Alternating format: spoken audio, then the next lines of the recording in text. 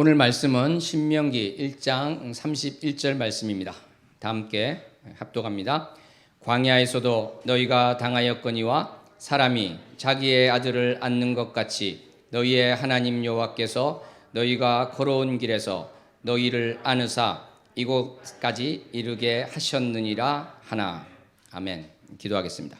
하나님 아버지, 오늘 말씀처럼 참으로 주님께서 나를 안고 오셨음을 고백하는 시간이 되게 하여 주시옵소서. 주님께서 나를 이끌어 오셨음을 고백하게 하여 주시옵소서. 예수님 이름으로 기도합나이다. 아멘.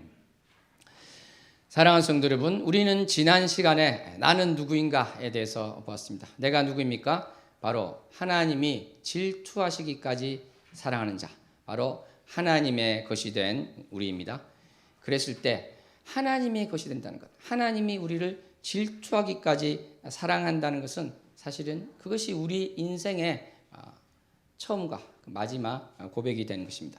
우리는 그렇다면 내가 어떠한 존재인지를 알았을 때 다음으로 제기되는 질문이 뭐가 되겠습니까? 나는 과연 어떻게 살아가야 될 것인가? 이것을 이야기를 해야 될 텐데요. 그 이전에 우리가 하나님께서 나의 삶 가운데 어떻게 개입하고 계시는가? 거기에 대해서 한번 말씀을 나눴으면 좋겠습니다. 우리는 하나님께서 나의 삶에 어떻게 간섭하시고 개입하시며 일하시는가에 대해서 오해를 할 수 있습니다. 착각할 수 있습니다. 그렇기 때문에 거기에 대해서 올바른 자세를 가지는 것은 너무나 중요할 수 있을 것입니다. 거기에 대해서 이 시간 우리가 함께 고민하고 또 바라보는 시간이 되었으면 좋겠습니다. 사랑하는 성도 여러분, 우리 인간은 동물과 달리, 또 동물도 물론 어느 정도 그런 능력이 있을 수 있겠지만 환경과 조건을 근거로 해서 많은 것을 판단하게 됩니다. 이 환경과 조건이라는 것은 그것을 통해서 이러이러했으니까 이러한 결과가 나왔구나, 이러이러한 조건이 있으니까 이렇게 되겠구나, 이러한 판단을 하게 되는 것이죠.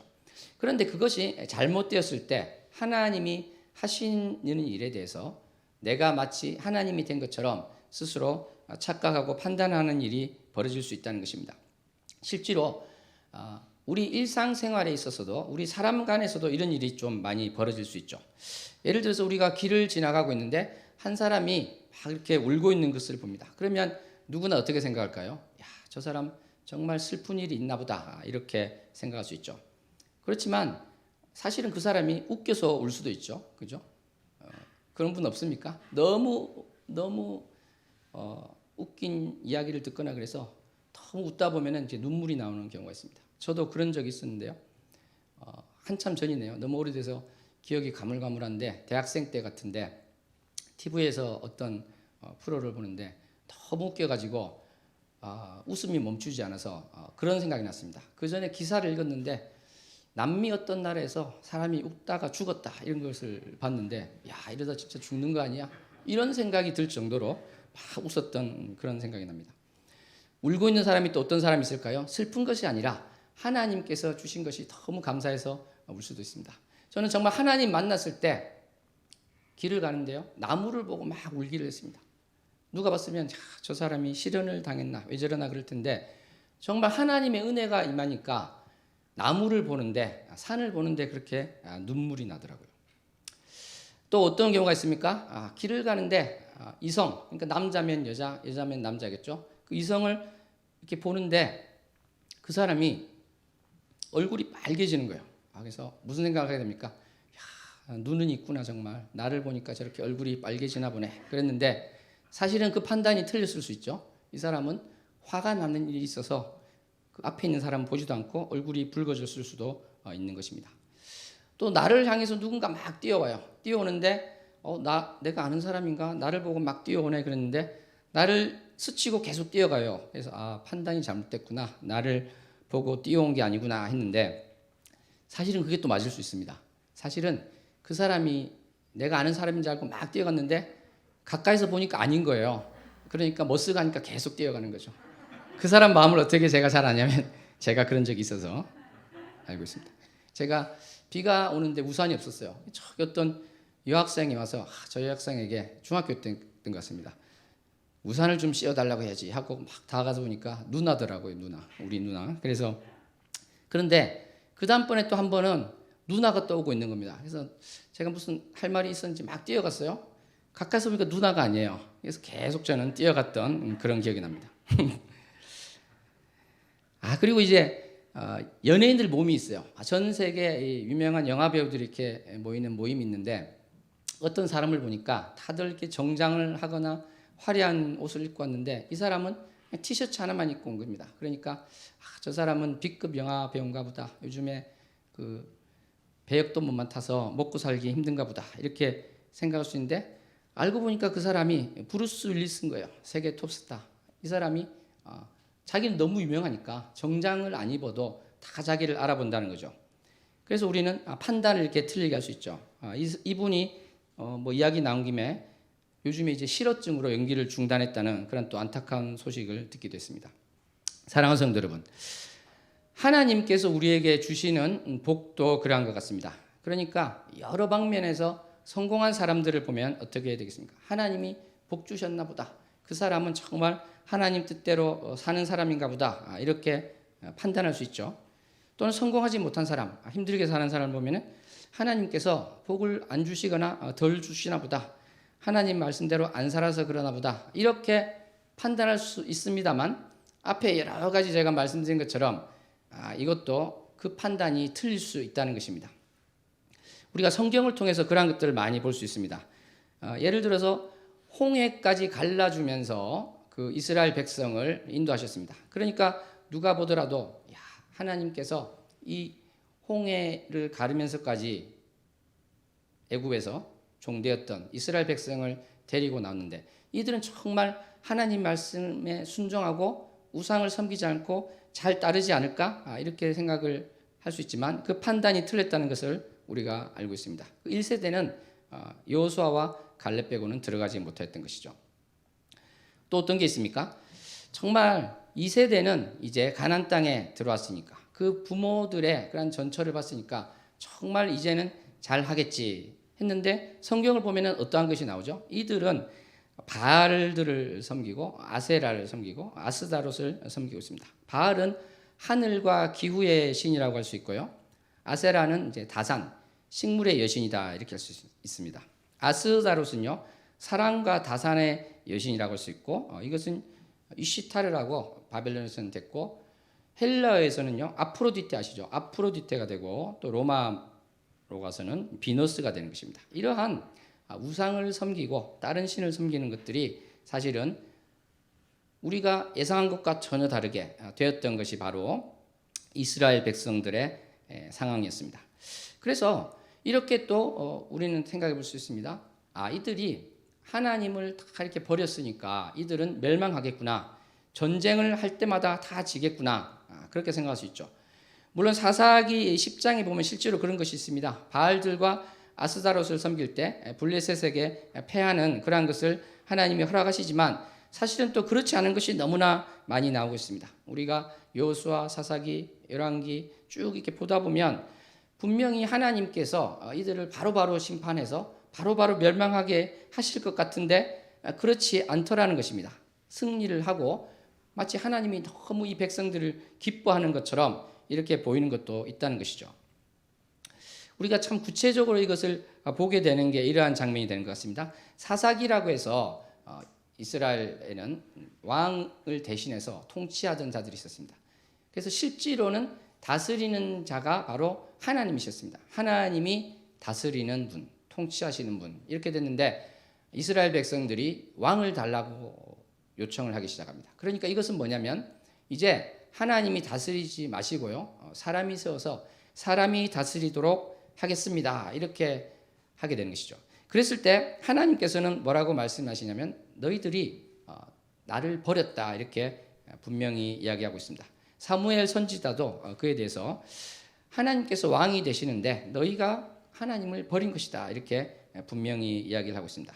사랑하는 성도 여러분, 이렇게 하나님을 버리고 인간의 뜻대로 하고자 했을 때 이스라엘에는 무슨 일이 있어야 될 것 같습니까? 바로 즉각적인 멸망, 즉각적인 패배 이러한 것이 있어야 될 것 같은데 참으로 놀랍게도 하나님께서는 이 백성들이 하나님을 버렸다는 것을 이야기하심에도 불구하고 전쟁에서 또 승리하게 하십니다. 구원하겠다는 말씀을 사무엘상 9장 15절 16절에서는 하고 계십니다. 돌보겠다는 말씀을 또 하고 계신 것입니다.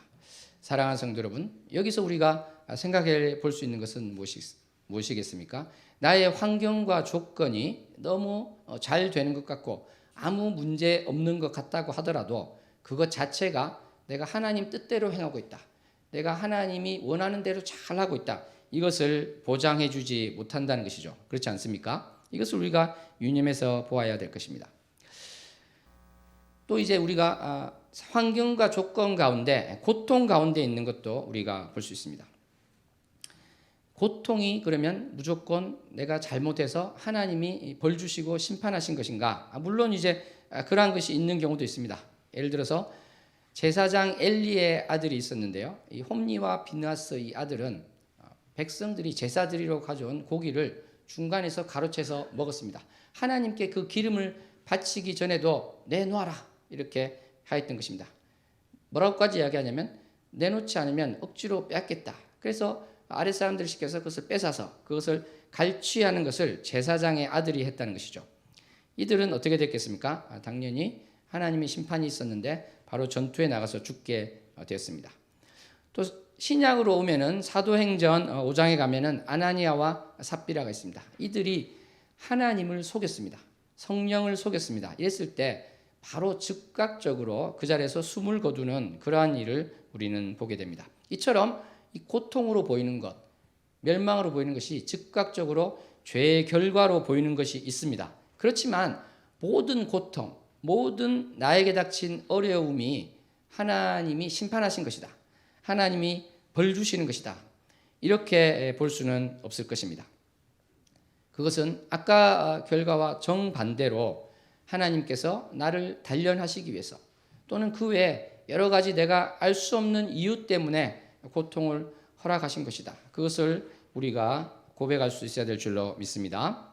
이것이 되지 않을 때 아까 말씀드린 것처럼 정말 나의 환경과 나의 조건을 보면서 내가 지금 이러한 어려움 가운데 있으니까 하나님께서 나를 사랑하지 않으신가 보다, 내가 죄를 지어서 지금 벌을 받고 있나 보다, 이렇게 생각할 수 있다는 것이죠. 그것이 물론 맞을 경우도 있겠지만 그렇지 않은 경우도 너무나 많이 있다는 것, 이것을 우리가 생각했으면 좋겠습니다. 사랑하는 성도 여러분, 그러므로 우리는 이 고통이라는 것이 나에게 있을 때, 어려움이 나에게 있을 때 내가 할 수 있는 그 방식, 그 방향은 뭐가 있겠습니까? 바로 두 가지가 있겠죠. 이러한 고통을 허락하셨지만 그럼에도 불구하고 감사하고. 왜 감사할 수 있을까요?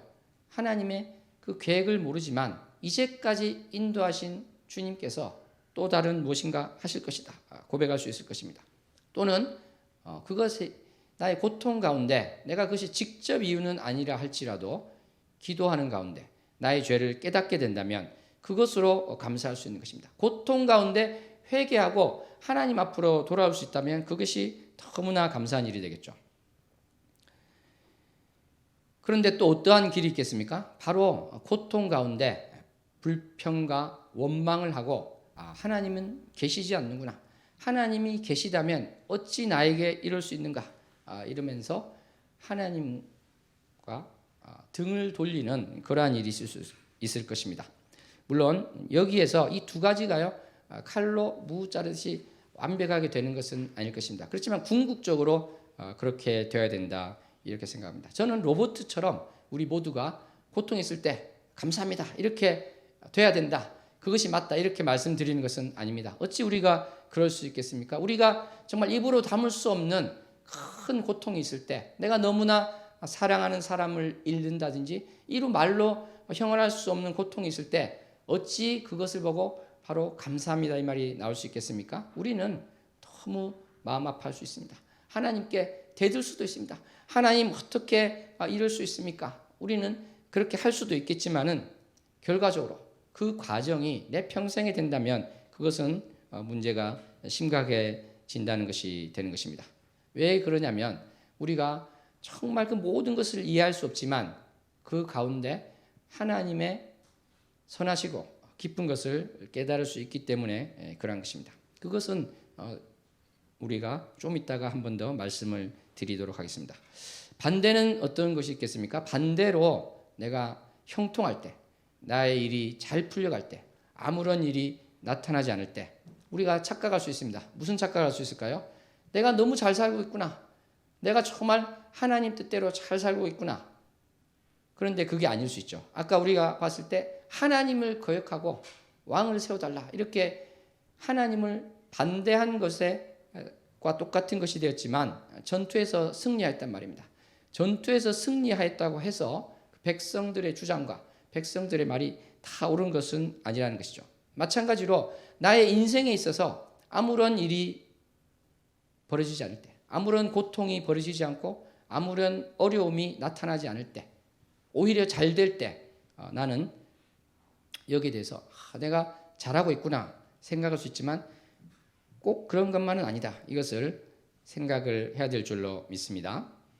그리고 결국은 우리가 내가 일이 잘 될 때요. 그것이 내가 설령 하나님 뜻대로 살았다 할지라도 그것이 감사만 있고 회개는 없다 이렇게 할 수 없습니다. 왜 그렇습니까? 우리가 아무리 하나님 뜻대로 산 것처럼 보인다 할지라도 정말 하나님 앞에 나아가서 기도할 때, 하나님 말씀을 읽을 때 하나님께서는 나의 약한 면, 내가 하나님을 배신하고 있는 것, 내가 겸손하지 않고 교만해 있는 것을 보게 하시기 때문에 그렇습니다. 그러므로 로마서 3장 10절에 있는 것처럼 의인은 없다고 했습니다. 모두가 다 죄인이라고 한 것입니다. 70억 인구 어떤 사람도 하나님께 기도할 때 내가 잘못한 것은 단 하나도 없습니다. 나는 완벽한 100% 의인입니다. 이렇게 할 사람은 없다는 것입니다. 사랑하는 성도 여러분, 신약의 헤롯 왕을 보면요, 사도행전에 보면 이런 게 나옵니다. 자기가 한 것이 잘했다고 이렇게 우쭐대고 있을 때 어떤 일이 벌어지고 있습니까? 그 영광을 하나님께 돌리지 않을 때 벌레에 먹혀서 죽는 일이 벌어지게 됩니다. 그러니까 사람들이 생각할 때는 자기가 생각하고 다른 사람이 생각할 때는 하나님의 뜻대로 생각 같지만 사실은 자기는 아는 거예요. 자기는 하나님과 아는 건데 애써 외면하고 애써 아닌 것으로 되고 있다는 것이죠. 사랑하는 성도 여러분, 그러므로 우리는 고난이나 형통이나 나의 환경과 조건이 어떠한 경우에 있을지라도 유일하신 지도자이신 우리 주님의 통치권을, 주님의 다스리심을 인정해야 될 줄로 믿습니다. 아멘. 옆 사람과 함께 고백합니다. 주님께서 나를 다스리십니다. 주님께서 인도하십니다. 아멘. 그러므로 우리가 이러한 것이 있을 때 여러 가지 우리가 착각하고 함정에 빠질 수 있는 경로가 많이 있겠지만 그 중에 큰 것이 또 아까 말씀드린 대로 형통이라는 것입니다. 잘 되는 것이 있을 때 우리가 그렇게 오해할 수 있다. 시편 73편을 보면 그런 것이 나오죠. 하나님을 대적하는 자인데 너무 일이 잘 풀리는 것입니다. 너무 형통함을 보니까 시기가 사실은 나고 하나님에 대한 원망이 나는 것이죠. 어떻게 저 악인이 저렇게 잘 될 수가 있습니까? 악인이 정말 하나님을 대적했으니까 죽을 때 고통 가운데 죽겠지. 그런데 죽을 때도 고통 가운데 죽지 않더라는 것입니다. 재앙이 그들에게 없더라는 것입니다. 살이 쪄가지고 눈이 튀어나올 정도로 살이 찌고 정말 이 마음에 악한 것이 가져간데도 그것이 문제가 되지 않고 자기가 또 생각한 것대로 다 이루어지고 평안하고 재물이 계속 불어나더라는 것입니다. 이렇게 우리는 형통한 것이 하나님이 어떻게 이것을 다스리지 않으신가 이렇게 오해할 수 있고 나에 대해서는 어떻게 됐습니까? 또 자기 문제가 되면 아까 말씀드린 것처럼 눈이 감겨버릴 수가 있습니다. 자기 문제를 모를 수가 있는 것이죠. 그렇지만 결국은 어떻습니까? 이 궁극적인 것은 결국은 멸망이다. 이것을 시편은 또 말씀하고 계십니다. 사랑하는 성도 여러분, 그러므로 우리가 기도를 하지 않습니까? 나의 삶 가운데 모든 문제가 형통하게 되도록 그 당연히 기도해야 됩니다. 또 중보 기도를 우리가 서로를 위해서 해야 됩니다. 그런데 우리가 여기서 정말 빠질 수 없는 것이 있는 것이죠. 그것이 무엇이겠습니까? 바로 무엇일까요? 제가 친구가 있는데 회계사 후배가 있었습니다. 그런데 어느 날 이제 장례식장 가서 우연히 봤는데 이 친구는 이제 교회도 안 다니는 친구인데 회계사였어요. 근데 자기랑 제가 하는 게 거의 같다는 거예요. 왜 그러냐 그랬더니 회계와 감사를 한다고 그 이야기를 하더라고요. 그래서 야, 교회도 안 다니는 녀석이 저렇게 조크를 하다니 하면서 되게 그랬던 적이 있는데, 그렇습니다. 우리가 형통함을 위해서 기도할 때 빠지지 않아야 되는 것이 무엇이 되겠습니까? 감사와 회개가 되겠습니다. 아멘. 우리가 형통하는데 감사가 없고 그 가운데 그럼에도 불구하고 내가 주님께서 보실 때 올바르지 않은 것이 어떠한 것이 있는가, 여기서 회개하지 않는다면 그 형통은 나에게 사실은 독이 되는 형통이다, 이렇게 볼 수 있을 것입니다. 물론 우리가 이 형통이라고 할 때요, 우리 인간의 수준을 넘어서는 것이 분명히 있습니다. 왜 그러겠습니까? 순교자의 그 순교는 우리가 볼 때는 고통이지만 또 그분에게는 고통이 아닌 그러한 상황이 있을 수도 있겠죠. 사랑하는 성도 여러분, 욥을 보더라도 그 고통이 있었는데 나중에 찾아온 그 축복, 그 물질적인 그런 것이 문제가 아니라 하나님을 더 잘 알았다는 그런 것을 본다면 사실은 고통 가운데 하나님께서 일하시는 것을 우리가 확인할 수 있을 것입니다. 사랑하는 성도 여러분, 우리가 사울 왕을 보면 사울 왕은 참 일찍 하나님으로부터 버림을 받았습니다. 그럼에도 불구하고 전투에서 승리했습니다. 그 중에는 어떤 것이 있냐면 다윗을 들어서 쓰시는 하나님이 쓰신 것이죠. 그러니까 내가 형통한데 사실은 내가 아니라 나 말고 다른 사람 때문에 나의 형통이 허락될 수도 있습니다. 그런데 그것을 계속 착각하고 하나님 앞으로 가지 않는다면 이 형통이 참으로 놀라운 나에게는 함정이다, 이것을 우리가 생각할 수 있을 것입니다. 옆 사람에게 한번 고백했으면 좋겠습니다. 형통할수록 하나님을 바라봅시다. 형통할수록 하나님을 바라봅시다. 사랑하는 성도 여러분, 우리는 지난 시간에 하나님께서 질투하시도록 사랑하는 주님의 자녀라는 것을 이야기했습니다. 사실은 이 크리스찬의 삶 가운데 이 전투가 있다면, 갈등이 있다면 어떠한 것이 되겠습니까? 이 마귀가 하나님의 자녀를 자기가 뺏어가려고 하는 것. 또 우리 입장에서 본다면 마귀의 자녀로 있던, 마귀의 자녀라는 것은요, 하나님의 자녀가 아니면 다 마귀의 자녀라고 할 수 있는 것입니다. 왜냐하면 그 영향권 안에 있다는 것이죠. 마귀의 소유가 되어 있는 많은 사람들을 주님 앞으로 인도하는, 그것이 바로 우리가 할 일이고 또 우리가 소원하는 것이다, 이렇게 할 수 있을 것입니다. 주님의 자녀가 된다는 것, 어떻게 보면 우리가 천사들에게서 보는 그런 날개가 달린 그런 것과 같은 삶을 사는 것이다, 이렇게도 할 수 있습니다. 그런데 내가 날개가 있다는 것을 모르고 살 때는 날 생각을 못하겠죠. 그렇기 때문에 내가 누구인가가 중요하고 어떻게 하나님 말씀을 보고 기도하면서 하나님 뜻 가운데 사는가, 이것이 중요한 것이다, 우리는 고백할 수 있을 것입니다. 사랑하는 성도 여러분, 하나님께서는 우리를 태초 전부터 사실은 택하여 놓으셨습니다. 그러므로 이 자리에 앉아있는 여러분들, 이 앉아있는 것이 저는 결코 우연이 아니라고 생각합니다. 하나님께서 여러 가지로 해서 우리들을 불러 모아주셨다고 생각합니다. 모세가 떨기나무에서 하나님을 우연히 만난 것 같습니다. 그렇지만 그것은 우연이 아니었던 것입니다. 하나님이 일하신 가운데 우연으로 보이는 것이 사실은 우연이 아니었다는 것이죠. 사울 왕이 되기 전에 사무엘을 만났는데 그것도 우연처럼 보이지만 사실은 우연이 아니었다는 것입니다.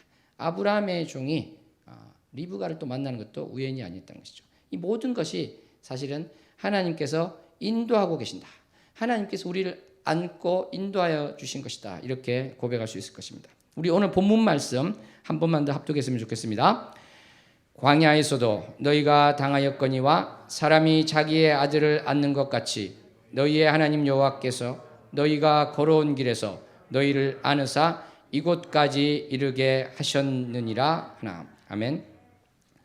그렇습니다. 우리의 인생이 어떠하였던지 간에 하나님께서 우리를 안고 오셨습니다. 하나님께서 정말 우리에게 고통을 허락하셨다면 여러 가지 이유가 있을 것입니다. 그 많은 고통, 어려움을 우리가 다 알 수는 없을 것이에요. 그렇지만 성경에서 말씀하시는 그 하나는 무엇이 있냐면 정말 사형 선고를 받은 것 같은 그러한 고난이 있을 때 사도 바울은 고린도 후서에서 이렇게 고백을 하고 있습니다. 바로 나를 의지하지 말고 하나님만 의지하게 하시기 위한 계획이셨다. 이렇게 고백을 하고 있는 것입니다. 사랑하는 성도 여러분, 우리가 고난 가운데 있었을지라도 그것으로 말미암아 하나님을 만나게 되고 하나님을 더 깊이 알게 되었다면 그것이 바로 감사가 될 것입니다. 아멘. 오늘 주보를 보시면 오늘 말씀의 제목을 하나님의 썰매, 주님의 썰매라고 달아놨습니다. 하나님께서 우리를 하나님을 인격적으로 만나게 하고 성령님을 영접하게 하고 성령을 받았다고 흔히 그러죠. 그렇게 했을 때 우리의 삶은 어떻게 되는 것인가? 그것을 생각해 봤을 때 어떻게 이렇게 비유할 수도 있겠죠. 큰 배를 타고 가는 것이라고도 할 수 있고 기차를 타고 가는 것이라고도 할 수 있습니다. 그런데 그 비유를 좀 보니까 내가 아무것도 안 해도 누워서 자더라도 막 이렇게 가는 게 돼요. 그렇다고 또 철로 역정처럼 우리가 주님 앞으로 가기까지 계속해서 걸어가는 것, 이건 너무나 또 정확한 표현이기도 하지만 성령님께서 우리 대신 일하시는 게 약간 안 나타나는 것 같아 이렇게 생각했습니다. 그랬을 때 제가 딱 떠오르는 그 이미지가 바로 북극에 있는 그 썰매 있죠. 썰매 이미지였습니다. 썰매, 우리가 썰매를 타고 가는구나, 그런 생각이 들었습니다. 왜냐하면 썰매에서 이렇게 자기 마음대로 하다가 굴러 떨어지면 또 안 되니까요. 그러한 어떻게 보면 긴장 관계가 있는 것이다. 그렇지만 또 내가 가는 것은 아니죠. 그렇지 않습니까? 바로 이 길이 예수님이라고 한다면은 우리가 도달하는 것이 바로 하나님 아버지께로 가는 것이고, 이 성령님이 마치 썰매가 되어서 내 안에 내주하시는 분이 나를 안고 이렇게 가는 것이다. 이렇게 또 볼 수도 있을 것입니다. 북극에서 이 썰매가 달릴 때요, 사실은 햇볕이 너무 강렬해서 선글라스를 끼지 않으면 눈이 다 먼다고 그러더라고요. 그 정도로 북극엔 눈이 하얀데, 지금은 이제 인간이 얼마나 또 악합니까? 인간의 죄로 말미암아서 북극에 또 눈이 또 다 녹고 있는 것이죠.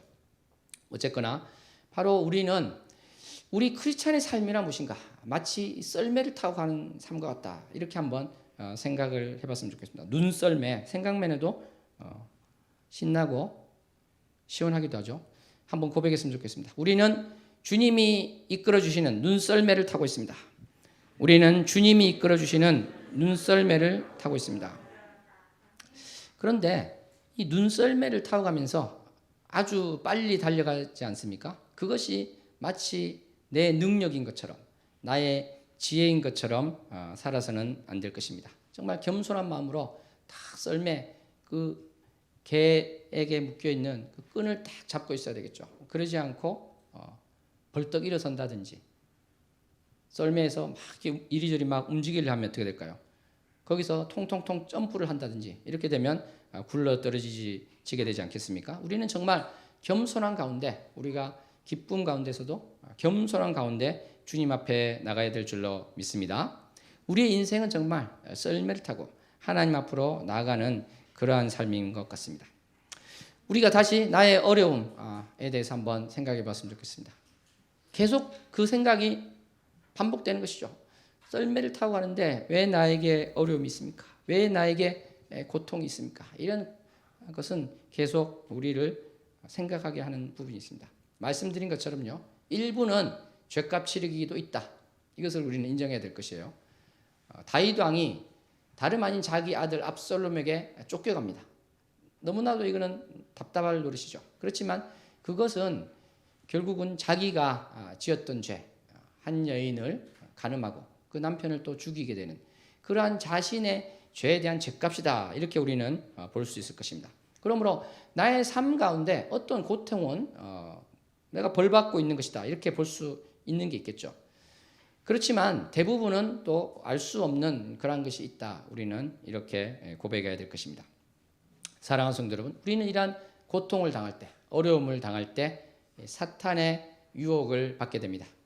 정말 대적마귀가 우는 사자와 같이 우리를 삼키려고 합니다. 너 거봐, 너 지금 썰매에서 여기서 내려와라. 내가 큰 자동차를 타게 해줄게. 이렇게 속이게 되는 것입니다. 내렸어요. 자동차를 타고 갔더니 그 자동차는 눈길을 못 가는 자동차인 것입니다. 자동차가 너무 무거워서 얼음이 깨지면서 퐁당 빠져버리는 자동차가 될 수 있다는 것입니다. 우리가 이 사탄의 유혹, 너 이거 정말 즐거운 거야, 이거 한번 해봐, 이렇게 유혹을 할 때 거기에 넘어간다는 것, 그것은 주님께서 허락하신 그것을 내가 스스로 박차고 나가버리는 게 되는 것이죠. 사랑하는 성도 여러분, 그것이 바로 우리가 구원을 잃는 것이고, 또 다르게 표현하면 그것이 바로 내가 가짜 믿음이었다, 원래 처음부터 구원이 없었다, 이렇게 말할 수 있는 것입니다. 그래서 진짜 믿음이 있고 진짜 구원이 있으면 잃지 않는 것이죠. 결과적으로 보면 그러한 것인데, 내가 결과적으로 볼 때 그것이 가짜였다, 결과적으로 볼 때 구원이 없었다, 이것은 또 쉬운 말로 표현하면 내가 구원을 잃을 일을 하고 있다, 이렇게 보아도 되는 것입니다.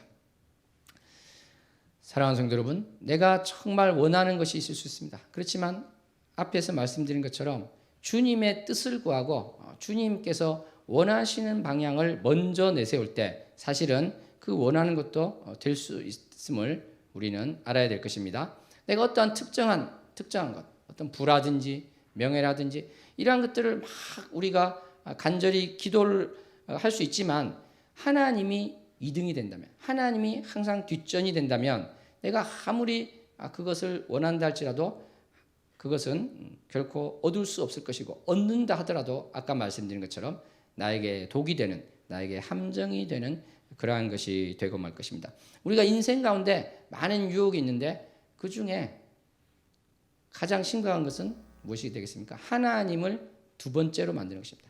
하나님을 2위로 만드는 것입니다. 1위가 무엇이 됩니까? 내가 원하는 것을 가장 위에 놓는 것이죠. 생각도 마찬가지입니다. 사상, 생각도 특히 우리나라, 여러분 제가 말씀할 때마다 자주 말씀드린데요, 정치 이야기 좀 줄이시고 정치적인 생각 좀 줄이세요. 왜냐하면 우리나라는 과도하게 거기 몰입되어 있습니다. 너무 심해서 많은 경우에 한국교회에서 정치를 하나님 위에 놓는 경우가 너무나 많습니다. 그랬을 때 하나님께서 반드시 거기에 대해서 물으실 것이다, 저는 그렇게 생각합니다. 하나님을 절대 2등으로 놓지 마시고, 하나님이 가라고 하신다면 1위로 갈 수도 있습니다, 저리로 갈 수 있습니다. 이러한 고백을 할 수 있기를 소원합니다. 아멘. 하나님이 가라고 하시면 가겠습니다. 고백합니다.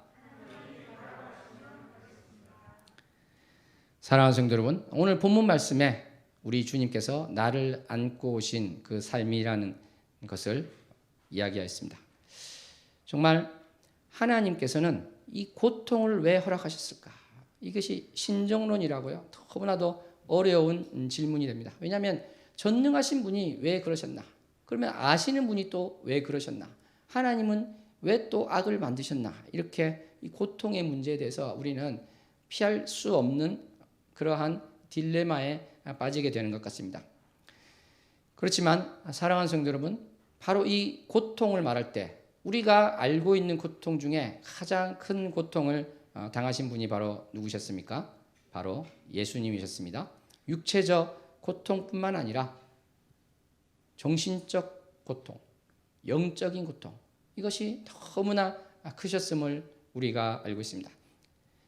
왜 나에게 고통이 있고 왜 나에게 어려움이 있습니까? 우리가 다 알 수는 없지만 한 가지 확실하게 알 수 있는 것은 하나님께서 우리를 너무나 사랑하시지만, 내가 하나님을 만나자마자 이 땅의 삶을 마감할 때까지 모든 고통을 완전히 제거하시기보다는 그 고통 가운데 하나님께서 나를 안기를 원하신다는 것을 우리는 알 수 있습니다. 그 고통을 예수님께서 함께 지기를 원한다는 것을 알 수 있습니다.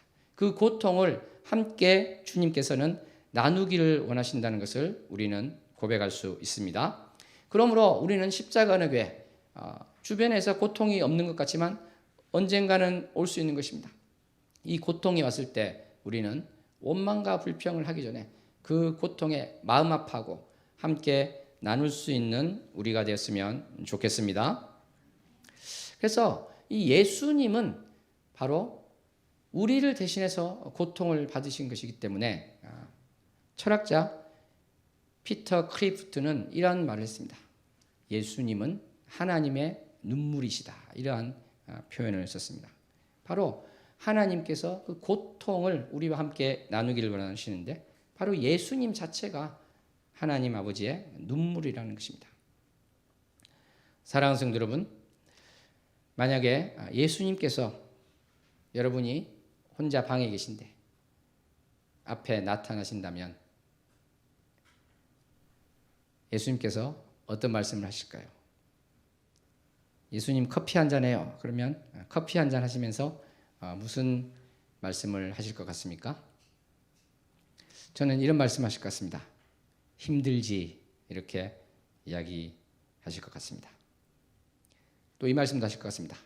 고맙다, 이렇게 이야기하실 것 같습니다. 사랑하는 성도 여러분, 우리가 이렇게 예배당에 모여 있습니다만 이것은 사실은 너무나 놀라운 일입니다. 들과 산으로 놀러 갈 수도 있고요. 우리가 참 할 일이 많은데 잠도 부족한 분도 계실 텐데 이 자리에 와 있다는 거 정말 놀라운 일이 아닐 수 없습니다. 분명히 주님께서는 우리가 이렇게 와 있는 것에 대해서 고맙다고 이야기해 주실 것입니다. 사랑하는 성도 여러분, 우리는 주님의 썰매를 타고 나아갔으면 좋겠습니다. 정말 힘들지, 이렇게 이야기하시는 주님, 우리의 고통을 외면치 않으시고 우리가 얼마나 고통 가운데인지 잘 아시는 주님께서 십자가에서 그 고통을 나누신 것처럼 우리와 함께 그 고통을 나누기를 원하십니다. 그래서 내가 흥하든지 망하든지, 내가 형통하든지 어려움 가운데 있든지, 그 어느 때든지 일관되게 나를 안고 이 자리까지 오신 우리 주님, 나에게 있었던 그 어려움이 왜 그런지 내가 이해는 못하지만 우리가 확실하게 고백할 수 있는 것은 그때에도 주님께서 나를 안아주셨습니다. 그때에도 주님께서 나를 안고 오셨습니다. 이 고백을 우리가 할 수 있을 것입니다.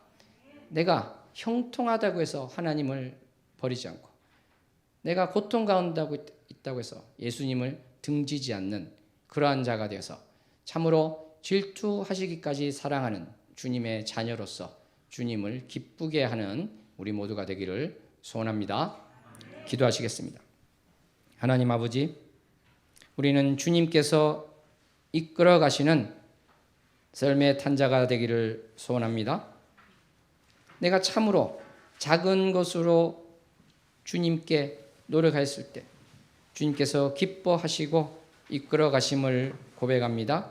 내가 형통을 구하겠습니다마는 회개와 감사가 없는 형통을 구하지 않게 하여 주시고, 내가 이해는 할 수 없을지라도 나의 고통 가운데 주님만은 배반하지 않게 하여 주시며, 고통 가운데서도 주님께 부르짖으며 주님께 매달리게 하여 주시옵소서. 그래서 하나님의 눈물이라는 그 예수님께서 나의 고통 가운데 나를 안아주시고 나의 고통을 지기 원하시는 그 사랑과 은혜를 기억하게 하여 주시옵소서. 예수님 이름으로 기도합나이다. 아멘.